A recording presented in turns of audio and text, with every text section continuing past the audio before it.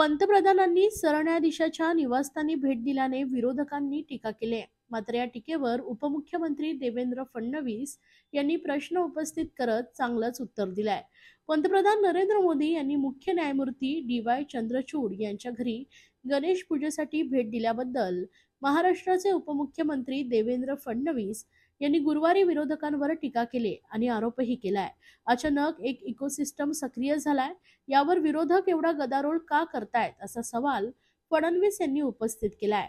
त्यांच्या एक्स हँडलवरील पोस्टमध्ये 2009 मध्ये माजी पंतप्रधान मनमोहन सिंग यांनी त्यांच्या अधिकृत निवासस्थानी आयोजित केलेल्या इफ्तार पार्टीची काही छायाचित्र देखील शेअर केले आहेत. त्यात तत्कालीन सरन्यायाधीश KG बालकृष्णन देखील उपस्थित होते.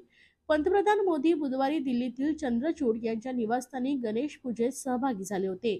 यामुळे हा वाद निर्माण झाला आणि काही विरोधी पक्ष आणि नेत्यांनी त्यांच्या योग्यतेवर प्रश्न उपस्थित केला. या टीकेला उत्तर देताना फडणवीस यांनी एका पोस्टमध्ये म्हटलंय, हे महाराष्ट्राचे दरवर्षी ते एका मराठी व्यक्तीकडून त्यांच्या दिल्लीतील निवासस्थानी गणेश मूर्ती आणतात, पण अचानक आकाश कोसळल्यासारखी एक परिसंस्था सक्रिय झाली. फरक एवढाच आहे की पूर्वीचे पंतप्रधान त्यांच्या निवासस्थानी इफ्तार पार्ट्या आयोजित करत असत, ज्यात तत्कालीन सरन्यायाधीश उपस्थित होते. त्यांनी विरोधी पक्षांना विचारलं, मग पंतप्रधान नरेंद्र मोदी जेव्हा गणपती आणि देवी महालक्ष्मीची पूजा करायला जातात तेव्हा एवढा गदारोळ का होतोय? हिंदुत्वाला विरोध करत असताना तुम्ही गणेश आणि महालक्ष्मीला विरोध करण्याचा प्रयत्न करताय का, असा सवाल फडणवीस यांनी उपस्थित केलाय. तर फडणवीस म्हणाले, हा एक समर्पक प्रश्न आहे.